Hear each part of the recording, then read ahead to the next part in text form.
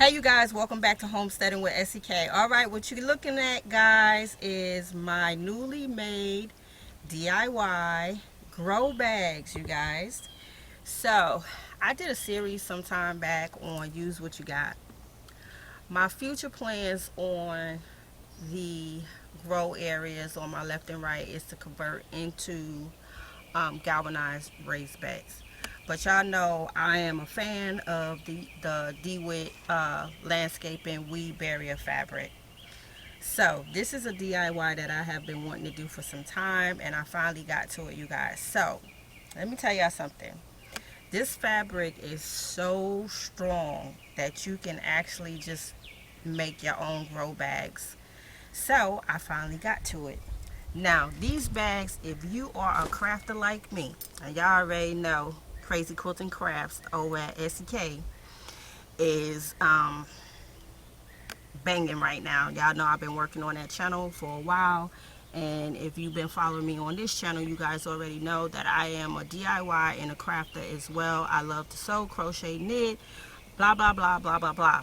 So I finally got to doing these grow bags, you guys, and I'm telling you, I had fun making these. These are so simple. If you have basic sewing skills, you will be able to make these with no problem. It's just a square and actually one continuous seam, and I went down the middle to give me some type of structure of the bag to where it can stand up by itself. So it's basic, you guys. It's just two square pieces of the Dewitt fabric. You sew one continuous strip all the way around, and then you do a triangle on each side to where your bag will stand up straight. And what I did was I put cardboard in the inside of them, which gave it some more structure. And I also ran a stitch down the middle right here, and I did I think I back stitched probably 3 times, up and down, up and down, up and down, so I could get that strength in the middle to hold the bag together. And if you look at the bag on the left, I went further down the middle, which on my right I didn't go all the way down the middle. So I love the way this one came out compared to my left side. And also this one right here, this one came out really good too, because I didn't go all the way down. So when you stitch in the middle, you're just stitching the middle right here for some structure to help the bag to stand up and keep the soil upright. So again, I put cardboard at the bottom of the bag, and then I filled it up with some soil. Look how, isn't this wonderful, you guys? So I think what I'm going to put in here is some more tomatoes, and I may leave these up on my deck, or I may take them out into the yard. I'm probably going to take them out into the yard because we know tomatoes get kind of crazy and they're going to need that trellising.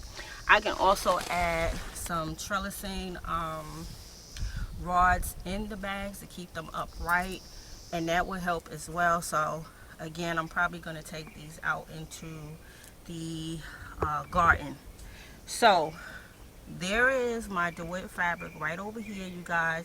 So I just actually cut one long strip, and then I broke that strip up into 4 boxes. So that's all it is, you guys, is a box. You just sew in.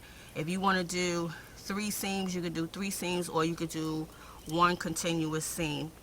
I think in this bag I did a continuous seam like that, going all the way around. And then I think in this one I broke it up into 3 seams, and then I did a continuous seam over here.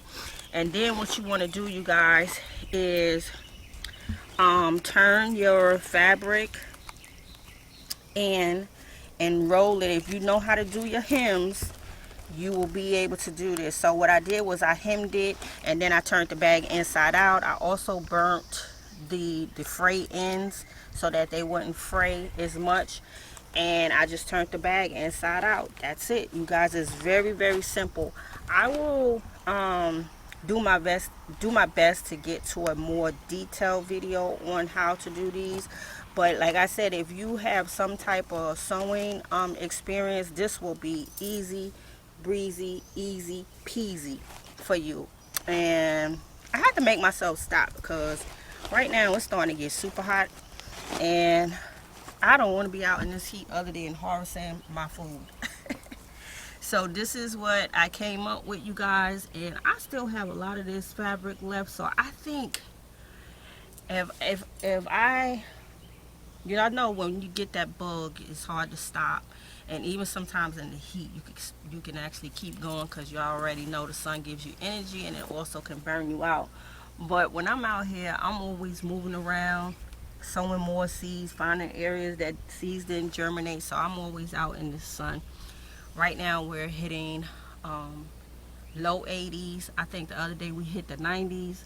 So it's starting to definitely get hot out here, but I still got a few more things that I want to accomplish in the garden, and then I'm just going to wrap it up, and I'll begin to start harvesting soon. Maybe in a couple of more weeks I'll be harvesting soon.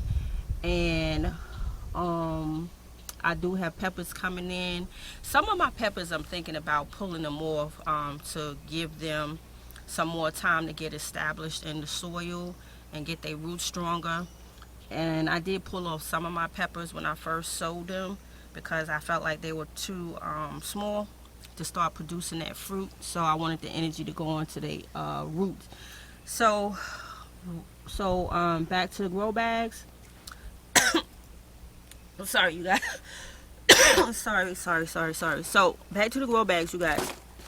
Super easy. And I'm thinking as time go on, I'll probably be able to structure these bags even better. But I do like the way my last two came out compared to my first one. So y'all can see the first one, and then the second one, and then my third one. So I ran out of soil, so I have to get some more soil so I can fill up this bag. And then I will get some transplants and put inside them.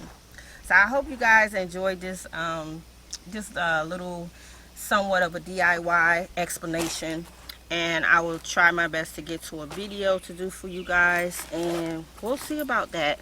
So I hope you guys enjoy looking at my grow bags made from my Dewitt fabric.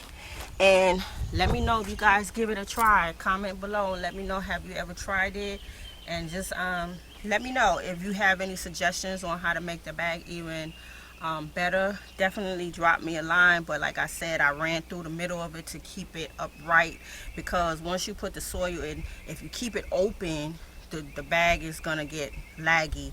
It won't have that structure. So that's why I did the down the middle stitch, back stitch up and down probably about 3 times. So like I said before, if you guys are into crafting and sewing, you'll be able to make these bags with no problem. I hope you guys enjoyed this show and tell. I will see you guys on the next video. Thank you so much for tuning in to Homesteading with SEK. Until then, peace.